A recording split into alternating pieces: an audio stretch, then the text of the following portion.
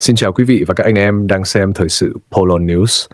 Hôm nay, chúng ta cùng nhìn lại cuộc đời và cái chết đầy uất nghẹn của ông Siu Glol, một người Gia-rai theo đạo Tin lành, sinh năm 1962 tại làng Hra, xã Yala, huyện Chư Pư, tỉnh Gia Lai, và từ đó nhìn rộng ra bức tranh về tự do tôn giáo và quyền con người ở Tây Nguyên và Việt Nam.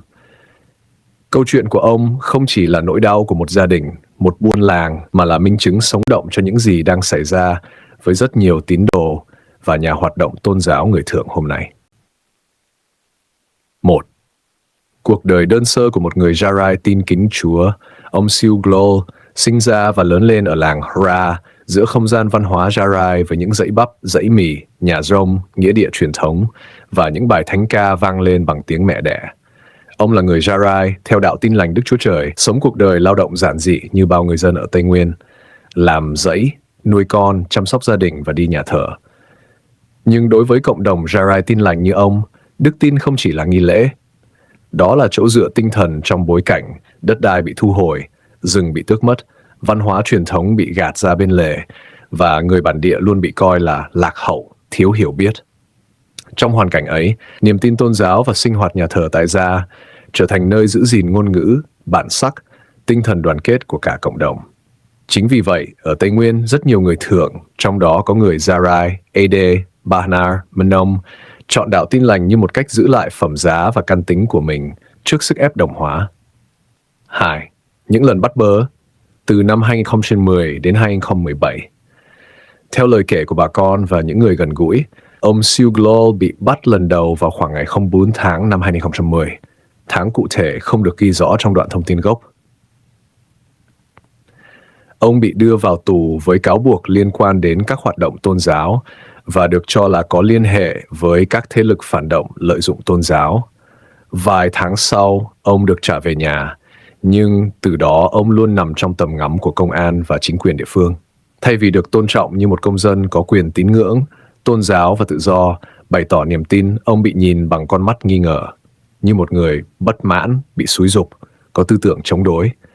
Những buổi nhóm lại cầu nguyện, những chuyến đi thăm tín hữu, những lời chia sẻ về nỗi khổ của người Gia-rai, tất cả đều có thể bị quy chụp là tuyên truyền, kích động.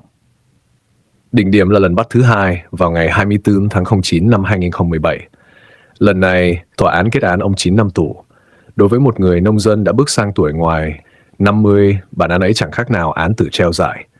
Không chỉ thân thể ông bị giam trong 4 bức tường nhà tù, mà gia đình, vợ con, buôn làng cũng phải sống trong sợ hãi, bị theo dõi, kỳ thị, cô lập. 3. Trở về trong bóng chết, nghi vấn bị đầu độc và cái chết năm 2024. Sau khi chấp hành án tù, ông Siu Glol được trả về. Nhưng thay vì trở lại với sức khỏe bình thường, ông trở về trong tình trạng kiệt quệ, bệnh tật và theo thông tin từ cộng đồng bị nghi ngờ là đã bị đầu độc trong thời gian giam giữ. Năm 2024, ông qua đời. Đối với gia đình ông, đó không chỉ là sự mất mát người chồng, người cha, mà là nỗi oan khuất không có câu trả lời. Tại sao một người chỉ vì tin Chúa, vì sống theo lương tâm, mà phải 2 lần đi tù và rồi chết trong bí ẩn? Không có cuộc điều tra độc lập nào, không có báo cáo y tế minh bạch, không có đối thoại công khai. Cái chết của ông trôi qua trong im lặng, như biết bao cái chết thầm lặng khác của người Thượng yêu tự do, yêu đức tin và yêu buôn làng của mình. Cả 4. Câu chuyện phía nhà nước lợi dụng tôn giáo chống phá Việt Nam. Song song với những câu chuyện như ông Siu Glol, nhà nước Việt Nam và hệ thống tuyên truyền chính thức lại đưa ra một narrative hoàn toàn khác. Trong các bài viết, phát biểu, báo cáo, họ lập luận rằng một số tổ chức, cá nhân luôn tìm cách sử dụng vấn đề tôn giáo để chống phá Việt Nam về dân chủ, nhân quyền. Họ tố cáo những lời chỉ trích là vu cáo Việt Nam đàn áp tôn giáo, vi phạm quyền tự do tôn giáo. Họ nói rằng luật tín ngưỡng, tôn giáo chỉ nhằm quản lý, bảo đảm trật tự chứ không đàn áp ai. Họ viện dẫn điều 18 của ICCPR, rồi khẳng định rằng mọi hạn chế đều là cần thiết để bảo vệ an ninh, trật tự, đạo đức xã hội.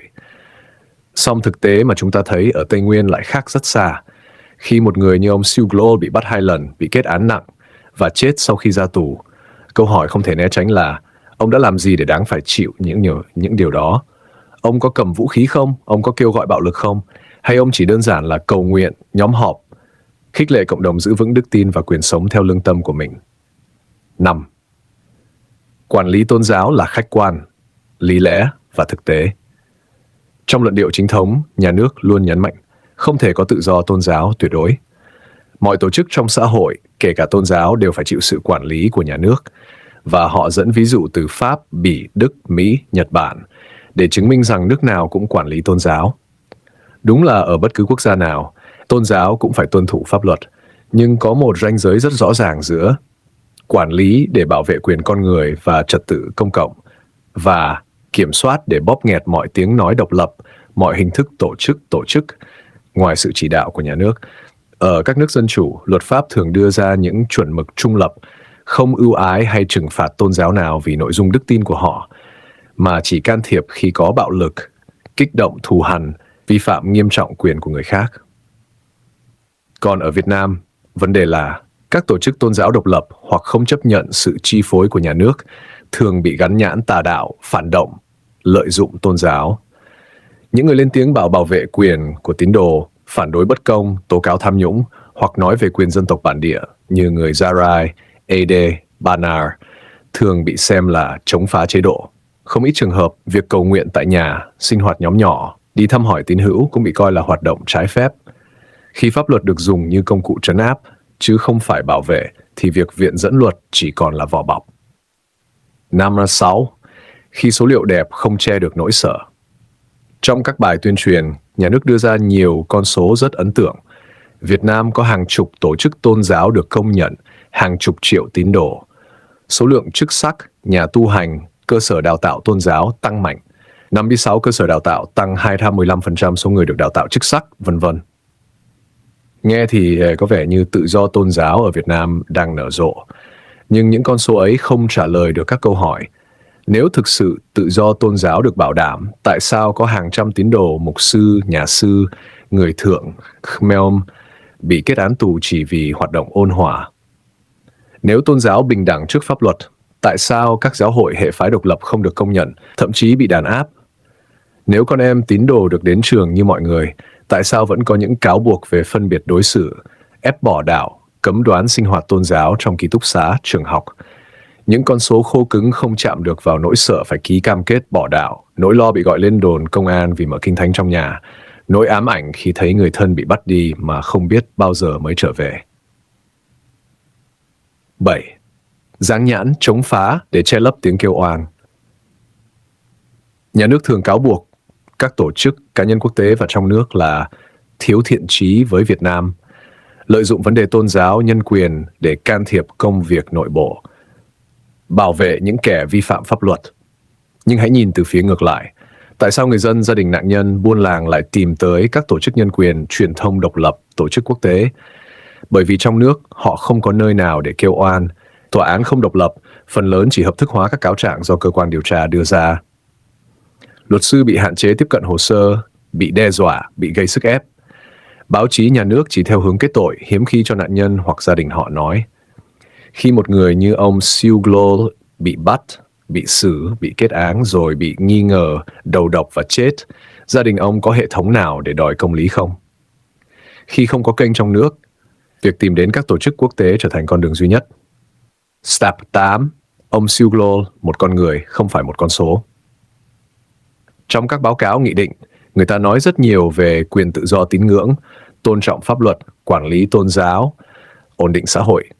Nhưng những từ ngữ ấy thường che khuất khuôn mặt và số phận cụ thể của con người. Ông Siu Glol không phải là một đối tượng, một bị cáo hay phần tử bị lợi dụng. Ông là một người Zarai gắn bó với đất và rừng Tây Nguyên. Một tín hữu tin lành, tin rằng con người được tạo dựng có phẩm giá ngang nhau trước mặt Đức Chúa Trời. Một người chồng, người cha, người anh trong buôn làng Hra, nơi mọi người biết ông không phải là kẻ bạo lực hay tội phạm. Khi ông bị bắt, buôn làng mất đi một người trụ cột. Khi ông bị kết án 9 năm tù, gia đình chìm trong khốn khó. Khi ông trở về rồi chết, cộng đồng không chỉ mất đi một sinh mạng mà còn mất đi một biểu tượng hy vọng rằng rồi sẽ có ngày công lý được thực thi. Từ câu chuyện của ông Siu Glol đến lời kêu gọi rộng hơn, câu chuyện của ông Siu Glol cho chúng ta thấy rõ, tự do tôn giáo không phải là khẩu hiệu mà là câu hỏi sinh tử với từng con người cụ thể. Những ai dám sống và thực hành đức tin một cách chân thành, dám bảo vệ quyền của cộng đồng mình, đều có thể trở thành mục tiêu của hệ thống đàn áp. Những lập luận như quản lý tôn giáo là khách quan, mọi nước đều quản lý tôn giáo, chỉ là vỏ bọc, nếu bên trong là tra tấn, án tù nặng nề và những cái chết bí ẩn. Từ câu chuyện này, chúng ta có thể cùng nhau lên tiếng. 1. Yêu cầu điều tra độc lập, minh bạch về cái chết của ông Siu Glol năm 2024. 2. Kêu gọi trả tự do cho tất cả tù nhân lương tâm, tù nhân tôn giáo, đặc biệt là người thượng ở Tây Nguyên và Khmer Krom ở đồng bằng sông Cửu Long. 3. Yêu cầu Việt Nam sửa đổi các điều luật mơ hồ như Điều 117, 331, chấm dứt việc dùng luật hình sự để điều chỉnh niềm tin vào hoạt động tôn giáo ôn hòa. 4. Kêu gọi cộng đồng quốc tế tiếp tục theo dõi, không để các vụ việc như ông Siu Glol rơi vào quên lãng. 10.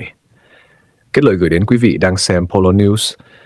Thưa quý vị và các anh em đang xem thời sự Polo News, khi chúng ta nhắc đến tên Siu Glol, đó không chỉ là nhắc đến một cá nhân đã khuất, đó là nhắc đến nỗi đau chung của cả một dân tộc bị gạt ra bên lề. Là tiếng kêu của những người chỉ muốn sống đúng với niềm tin và bản sắc của mình mà thôi. Có thể nhà nước sẽ tiếp tục nói rằng không có đàn áp tôn giáo, chỉ xử lý những người vi phạm pháp luật. Các thế lực thù địch đang lợi dụng tôn giáo. Nhưng sự thật luôn nằm trong mắt những người mẹ khóc con, những người vợ nhìn chồng ra đi không trở về, những buôn làng mất đi người lãnh đạo vì dám đứng lên bảo vệ quyền sống, quyền tin và quyền nói sự thật. Câu chuyện của ông Siu Glol là lời nhắc nhở mạnh mẽ rằng tự do tôn giáo không thể chỉ được đo bằng số lượng nhà thờ, chùa chiền hay văn bản pháp luật đẹp đẽ. Tự do tôn giáo phải được đo bằng việc người dân như ông Siu Glol có thể sống và chết với phẩm giá, không bị tù đày, không bị im tiếng vì niềm tin của mình.